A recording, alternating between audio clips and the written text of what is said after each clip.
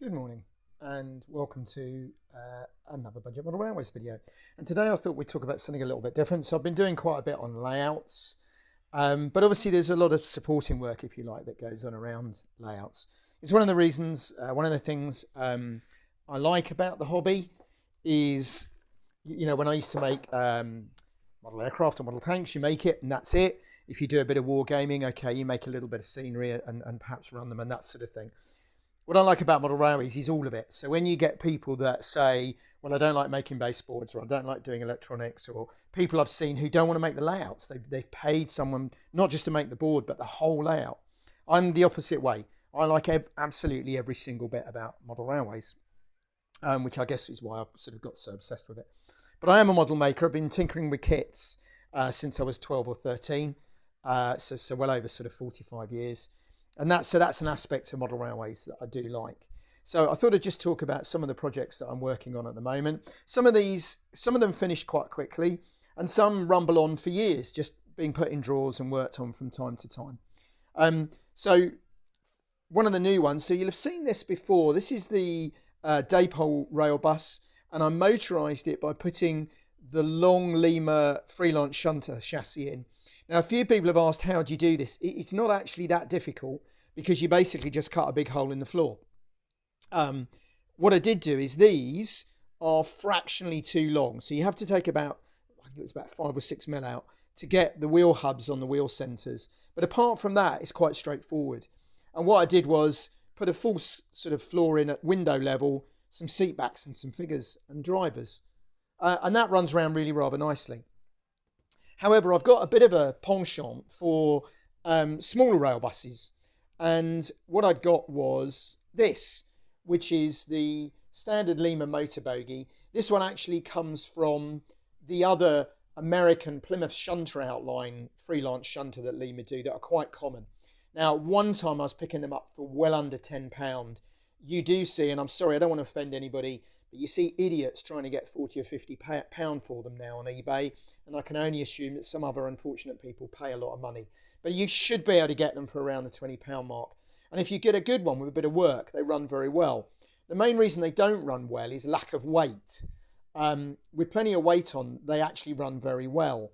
So I had this one kicking around for some years. It is a particularly smooth runner. And I had all sorts of plans how to make a body for it when I found in the loft a part finished kit for a Dapol rail bus. In fact, what happened is I bought it as a complete kit on eBay. It arrived. I didn't take a good look at it. A couple of years later when I opened it, it wasn't all there. There was a big hole cut in the floor where somebody had tried to convert it, etc. But of course, for me, that's ideal. So what I've done is over here, you can see the kind of bits that I've cut out of the roof and out of the floor. And what you end up with is a much shorter rail bus. Because what I've done is I've taken effectively a window off each side. And then I've glued the doors flush with the sides to give it a slightly different look. And you do need to take a little bit off the top and bottom of the door to make it all fit. I've added substantial weight. Now, I know everybody always says, well, how many grams? I'm sorry, I don't know. I have a big sheet of old lead flashing from roofing, and I cut it up till it fits. But that will make it run. And then simply, you cut a hole in the bottom, and that will super glue in there. And then what I'll do is I'll take all the side bits and so on off the kit and put them in place to sort of disguise it a little. And I may also then put false floor and that sort of thing in.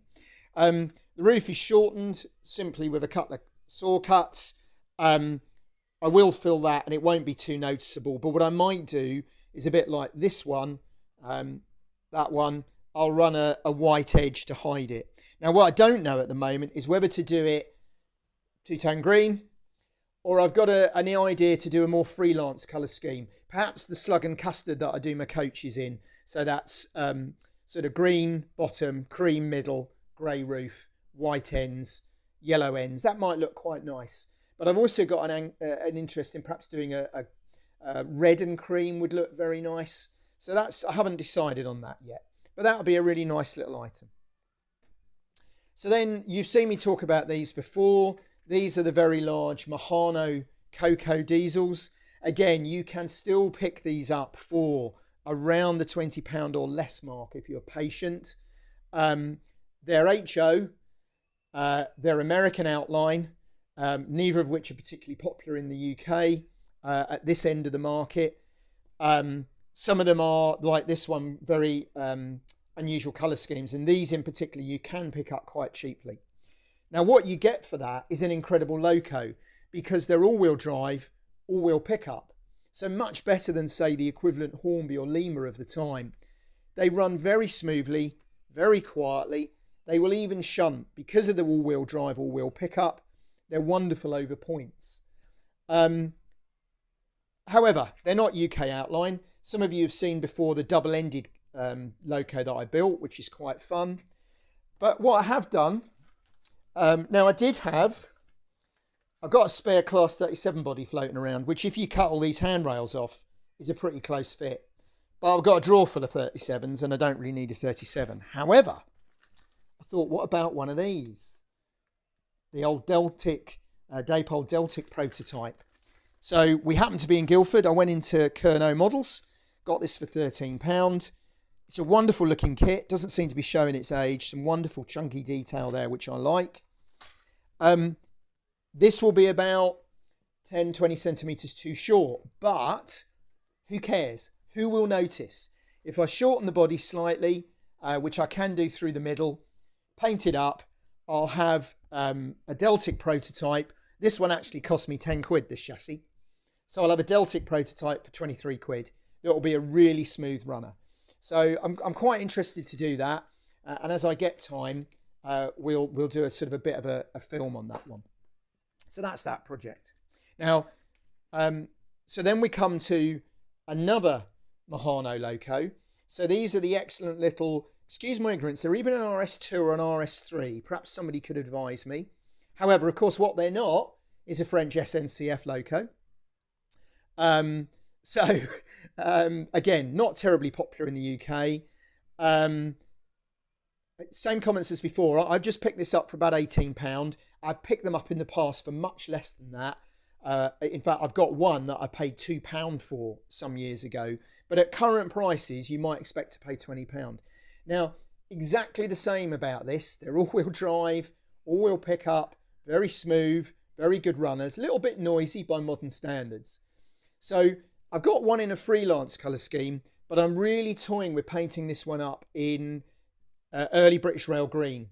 Bit like the Class 17, so light green ends to the cab, perhaps two-tone green, grey top, yellow ends, buffers and so on. Now you do need to add buffers to these American locos because obviously being American they don't have buffers, but that's not a problem. I can 3D print buffer beams and buffers. You do need to change the couplings because they've got Euro couplings, but I have an assortment here of Hornby couplings, tension lock couplings. So it's not very difficult, in fact, to super glue them onto some of these attachments to make them compatible with AA.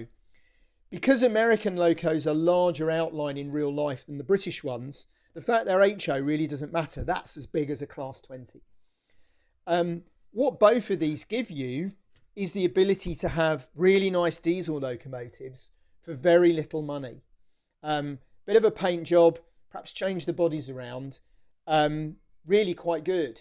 So that's my budget thing. I mean, even the rail bus here, you know, that they are very hard now to find these larger centre cab ones. But when I was buying them, they were 10 or 15 quid. The kit was 10 quid. You know, the Helgen version of that is whatever it is, 80 or 90 pound. So this is, you know, it does give you a way of getting some locos a little bit different, a little bit cheaper. Now, if you're a rivet counter, this isn't going to help you at all. Because obviously they're not UK outline locos. I have to say, there was some very similar locos to these used industrially in the UK in several sites. So there's no harm in painting them up as industrial colours in the UK, putting some buffers and couplings on, and really nobody's to say any different. You could run that even on quite a prototypical layout, really without too much comment. That sort of thing obviously doesn't bother me. As I've said before, I don't get the whole heritage railway model railway thing, so I can run what I like. I run what I like anyway. You know, if I'm sitting in the shed, I might have an LNER loco running past the Southern loco from 20 years before. Those sort of things don't bother me. But if you are a bit more aware, then there's still precedent for copying these things. So the rail buses at the moment, I'd like to try and finish that. This one will probably get done. As time allows, I'll work on the Deltic. My main problem is I have too many projects. So I've got the shed layout at the moment that I'm working on. I've got my exhibition layout I'd like to work on that's got to be done by May. And I do like tinkering with kits. But I have seen a few people talking about struggling with their mojo, you know, getting the enthusiasm and energy to do model railways. I find two things help that. One, I can do something in a quarter of an hour, half an hour. I don't need a lot of time. My board's set up, I can do it. My layout's just down the shed. That means I don't need to motivate for long periods.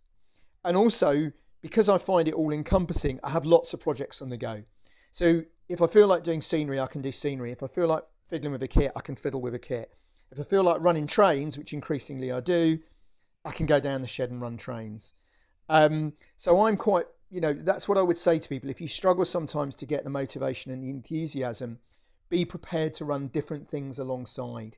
Don't worry if projects don't get finished, if they get put to one side and perhaps even a year later you pick them up and do them.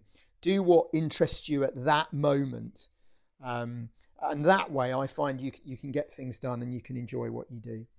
I've got a couple of buildings I've got to build. I bought this cheap on eBay a couple of years ago when I saw it. I'm going to use it, in fact, in my shed layout on the top line. So plenty to do. I hope you're getting to enjoy your model railways. I know you're still enjoying these videos, some more than others. You know, it's very interesting when you look at the viewing figures, what some people enjoy. But I'm going to do videos on whatever I'm doing at the time. I don't expect this will get the views that the big, you know, wide shots of layouts and that sort of thing do. But it's all part of the same hobby. So anyway, I hope you enjoy what you're doing and we'll speak to you again soon. Thank you as always for watching, subscribing and commenting.